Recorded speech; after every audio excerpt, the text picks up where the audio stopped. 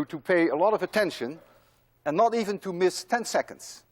Because you're going to see some mind-boggling demonstrations which are so incredibly non-intuitive that unless you have followed the steps that lead up to it, you won't have any idea what you're looking at. It will be fun, it will be cute, but it won't do anything for you.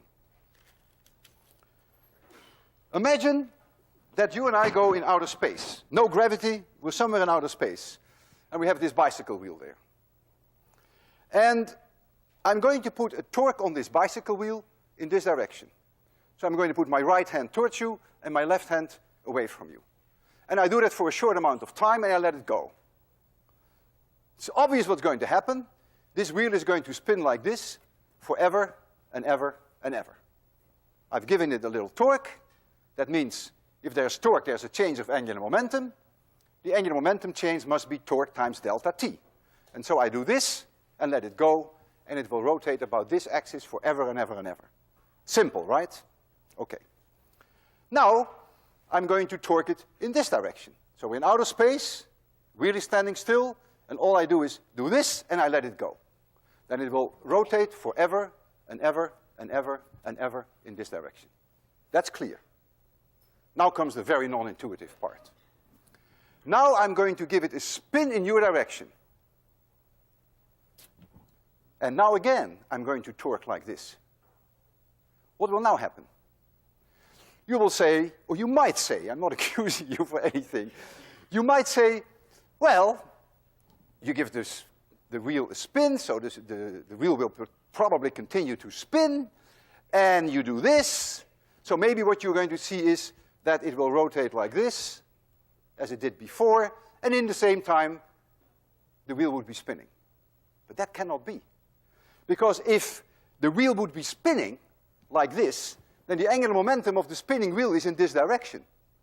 And if I would give it a twist, and if it would continue to spin and it would rotate like this, then this spin angular momentum would go around like this. And that cannot be because there's no torque on the system. Because once I let go, there is no longer any torque. So it is not possible for the wheel to keep rotating, and as a result of this torque that I give it, that it simply goes around. That is not possible. How is nature going to deal with that? I'll show you that on a view graph. It's very non-intuitive what will happen. And we will then also, I will also demonstrate it to you. So here is the situation precisely as I described it to you. You are, as an observer, in this direction. This is the direction of 26,100. So you are viewing the wheels like this. They're spinning towards you. That's what I will do shortly, and that's what I implied now. This is my right hand, and this is my left hand. The separation between my right and left hand is little b. So the torque that I apply is Bf. It's this arm, so to speak, times this force, and the force is perpendicular to the arm.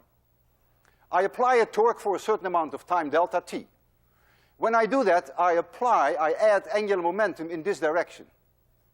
But the wheel was spinning in this direction, you see it, and so the angular momentum of spin of the wheel is in this direction. I add angular momentum in this direction, and you see that here. So this was originally the spin angular momentum of the wheel. I torque for a time delta t, and so I add angular momentum like this. And then I stop. So I only torque for a short amount of time and I stop. That means after I have stopped, the angular momentum of the system as a whole can no longer change because there's no torque on the system. And the only way that nature now can solve that problem is to tilt this wheel in the way I've indicated here and to make it spin in this direction, and it will stand still. In other words, I hold it in my hand, the wheel. I will get it. I give it a spin. I hold it in my hand. I spin it towards you. And I'm going to put my right hand towards you and my left hand away from you. The spin angular momentum is now in this direction. So I'm going to give it a torque like so, that means up. And what will the wheel do? The wheel will do this. It's very non-intuitive. Watch it. Isn't that strange? You wouldn't expect that. I will do it again. So I'm going to torque by pushing my hand towards you. And the wheel does something completely unexpected. It simply tilts. If I torque the other way around, then the torque, of course, will make it flip like this. I'll give it a little bit more spin angular momentum.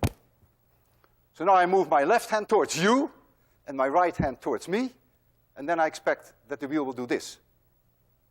And that's what it does. Extremely non-intuitive.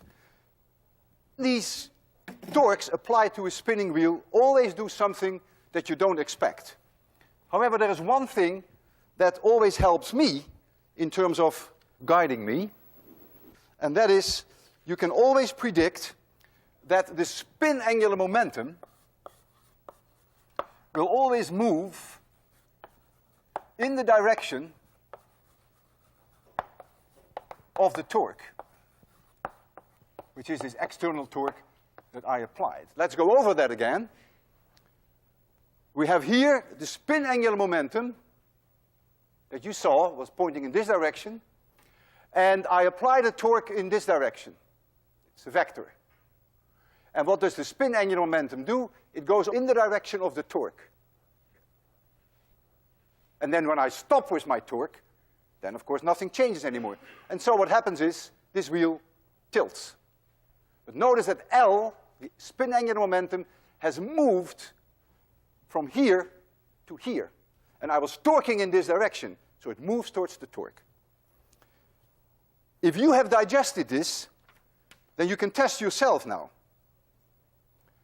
Now we have the same wheel. I'm going to rotate it in exactly the same direction. But now I'm not going to torque like this in the z direction, or like this in the minus z direction. Now I'm going to do this, or I'm going to do this. Try now to really concentrate on what I just taught you.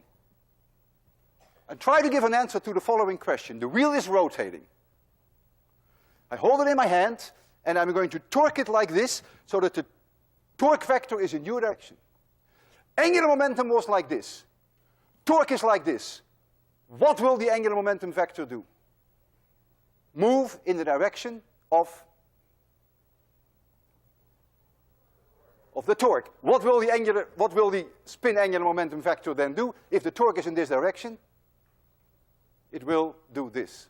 It's going to move in the horizontal plane. Very non-intuitive, but that's what it will do. And I will show that to you. I'm going to spin this wheel. I'm going to spin it with a high angular momentum, high spin angular momentum. And then I'm going to sit on this stool, and I'm going to torque exactly as you see on the picture on the right. I'm going to torque like this. And as long as I torque it like this, that spin angular momentum wants to go around in the horizontal plane. And when I torque the other way around, it will go back in the horizontal plane.